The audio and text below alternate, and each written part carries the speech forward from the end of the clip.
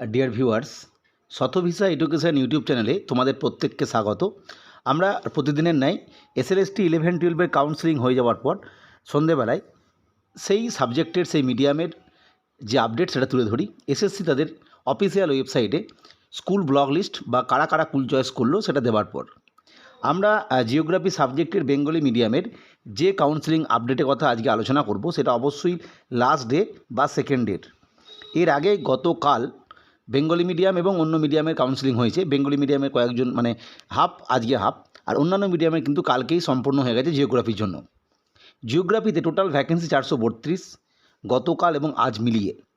আজকে কাউন্সেলিংয়ে ডাকা হয়েছিল, অর্থাৎ শেষ যারা বাকি ছিলেন, অর্থাৎ 191 সিরিয়াল নম্বর থেকে 369 অবধি, অর্থাৎ 179 জনকে ডাকা হয়েছে।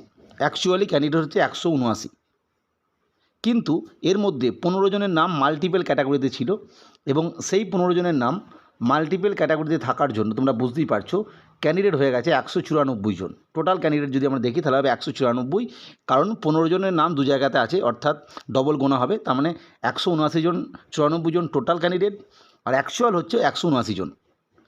এরপরে যদি আমরা দেখি স্কুল ব্লক, সেখানে দেখা গেল কুল চয়েস করলেন আজকে টোটাল 164 জন ক্যান্ডিডেট। তার মানে তোমরা বুঝতে পারছো, যেহেতু টোটাল ক্যান্ডিডেট মানে অ্যাকচুয়াল ক্যান্ডিডেট ছিল 179, 164 জন স্কুল নিল, তার মানে 15টা অ্যাবসেন্ট ক্যাটাগরি থেকে আসছে।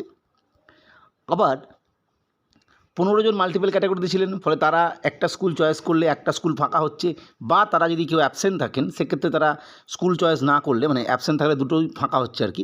যাই হোক, ফলে সহজ বিষয় যে সব মিলিয়ে টোটাল আজকের কাউন্সেলিংয়ের ওপর যে রেজাল্ট হচ্ছে 30টি ভ্যাকেন্সি তৈরি হলো আজকের দিনের জন্য।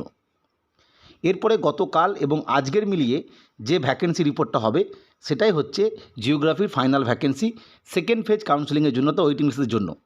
অবশ্যই আমরা সেটাও আপলোড করে দেবো আমাদের চ্যানেলে। ফলে আজকের যে রিপোর্ট সেটা অনুযায়ী তোমরা দেখতে পাচ্ছ 30টি ভ্যাকেন্সি ক্রিয়েট হলো সেকেন্ড ফেজের জন্য।